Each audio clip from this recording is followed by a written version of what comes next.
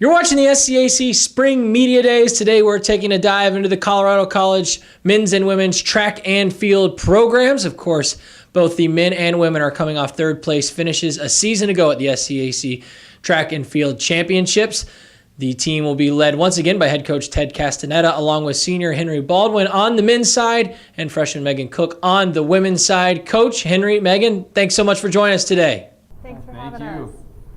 Coach, I'll start with you. You took over the track and field program back in 1994. As a cross-country guy at heart, what kind of, challenges and transitions do you have to go from in terms of a mindset from the cross-country season to track and field? Is there an adjustment you make in terms of the way you address your athletes from one season and sport to the other? Well, there is some, obviously with the cross-country runners going more into track where there's more emphasis on turnover. But the other thing that's a challenge, of course, is getting together with a lot of your jumpers and sprinters and hurdlers and pole vaulters and other areas in track and field that you don't see in the fall. So it's a matter of combining that and getting everybody with the mindset that we are a team and working together for a common goal. And in our case, wanting to have an outstanding outdoor track season, and it usually comes together pretty well. We've got some great assistant coaches that really prepare them well. And certainly it's an exciting opportunity for us when we go into the 2019 track and field season. Henry, for you, obviously this is a big season coming up in your senior year. Kind of take me through your mindset as you begin to prepare and get prepped for the outdoor season. What is sort of your thoughts heading into this senior season? Well, I only get one more, so I want to put as much as possible as I can into it and make sure I don't come out thinking, what if I could have done more in practice and could I have prepared myself better? So I'm going to make sure that I don't have any regrets in that regard, and I'm going to come into every meet and lead by example and show what needs to be done to do great things. And hopefully I can do great things. I want to jump 7 feet this year and go to nationals and do my best there. So that's the goals for sure. Megan, for you, you're coming off a successful cross-country season. Sort of take me through this last couple of months. What have they looked like for you as you've sort of reset and got prepared to head into the track and field season? How have you kind of sort of given your legs a rejuvenation? Because it's a long season for distance runners where you kind of come off that cross-country season and then get prepared for track. So what does this time in between look like for you? Well, the last few months have been a lot of just recharging and kind of switching mindsets. Cross country is obviously a lot more distance based, and in track I'm going to be focusing more on that mid-distance group, 800, 1500, and the 400. So it's been a lot of making sure that in December I took a lot of time just off running and cross training as opposed to actually getting a lot of miles in. And then as we entered the new year, it was more focusing on getting shorter quality runs in and then kind of approaching this new season with a refreshed attitude, knowing that the races are obviously a lot shorter and you just got to be a lot faster off the line. So yeah. Henry, for you specifically heading into this senior year, you're a 3-time high jump SCAC champion, all-conference performer throughout your entire career. What are some of the things specifically that you've been working on through the course of this summer, the course of this fall, as you've gotten prepared to continue to grow as a jumper there? Well, one thing I've been doing since the summer has been a lot of strength training and making sure that I'm coming into this season stronger than ever. And I think I've done that. So to start there, and I've been doing a lot of cross training to keep my vertical high. It's hard to put in work doing the actual high jump in the summer because you actually need some time off because it's a very it's a taxing sport. But now that we're getting back at it, I'm working on my form in the air and making sure that I stay flexible and I'm as flexible as I've ever been. And it's the combination of putting in the work of how do I make my body as powerful as it's ever been, and how do I make this, this highly technical sport, how do I tweak that to make it even better this year?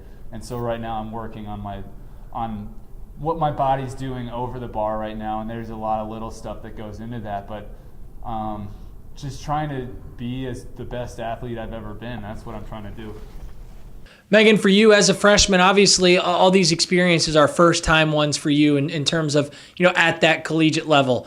What did you learn, though, in the course of that cross-country season that you hope will help you as you transition into this track and field year? Is there something that maybe you weren't expecting that kind of came to you a little bit easier or, came to you a little bit more naturally that you hope will help as you transition into track and field?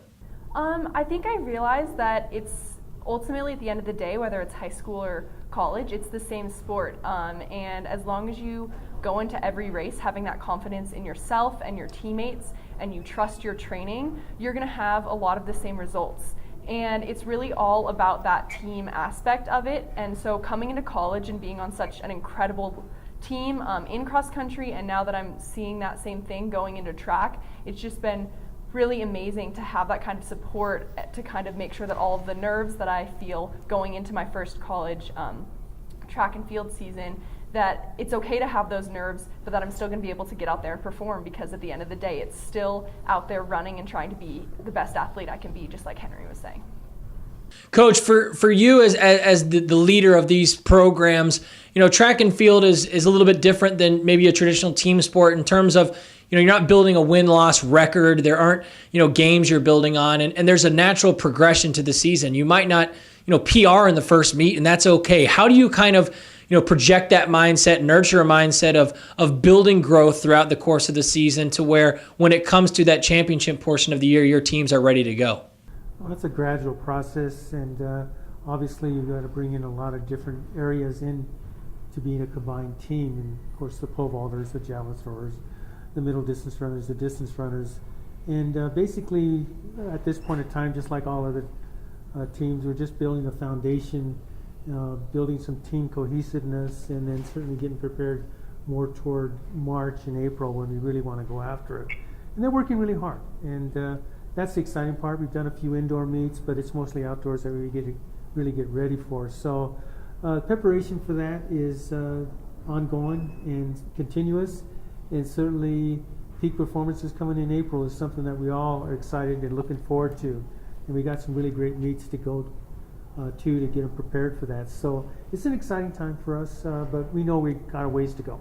And but on the other hand, as Megan and Henry says, we got a lot of confidence in our athletes here, and we know they will be there and ready to go after it when it comes to that big outdoor SCAC conference championship.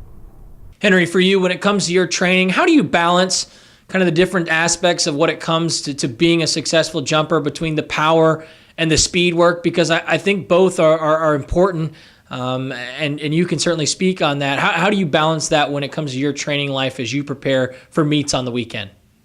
Yeah, well, so my event coach, Ron Jules, does a great job of breaking up both the skill work and the technique work of the actual high jump event, and one day a week I actually do the sprints with the 100 and 200 runners, and it's important that I have speed and power because there's a lot of different ways to high jump. The way I do it is I run as fast as I can into the bar, and I use my speed to convert that into vertical energy, and so it's important that I work on my speed and my strength.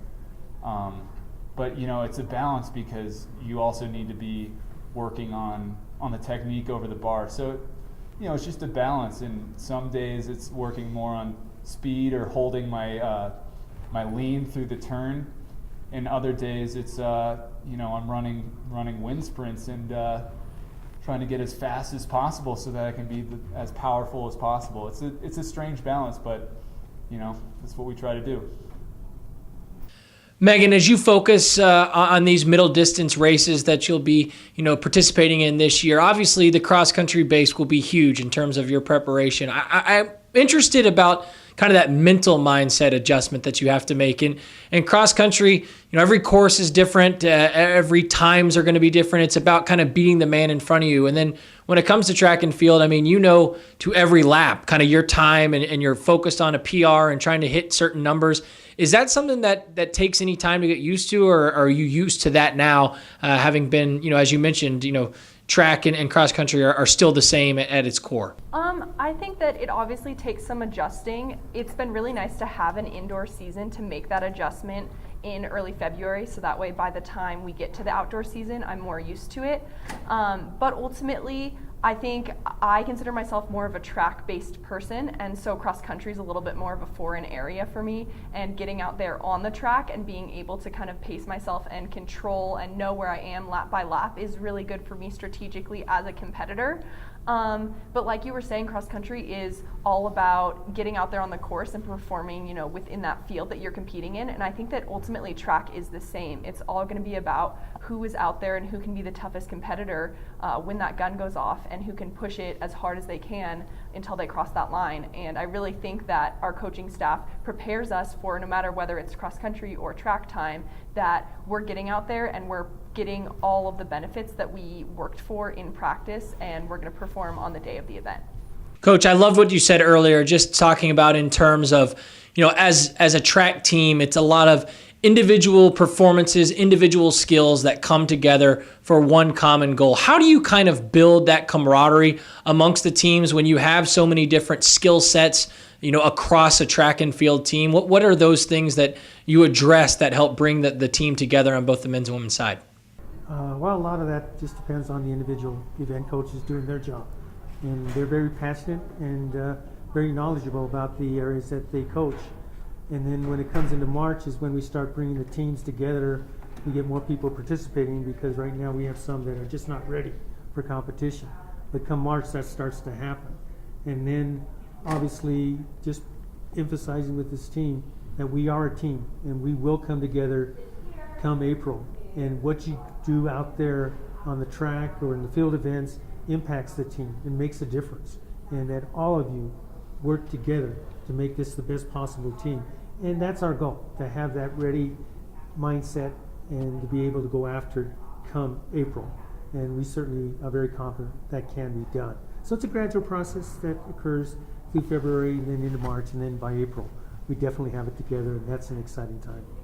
And finally, Henry and Megan, to wrap things up with the two of you, as you've had discussions with your teammates looking ahead to this 2019 season about some of the goals for this year, what have those discussions looked like, and what are some of those marks that these teams are hoping to accomplish and hit heading into the year? Well, I would say that I've talked a lot about with my fellow seniors on the team about what we want to do as a team. And I think to start, we all want to come into conference and really compete with the best of everyone there.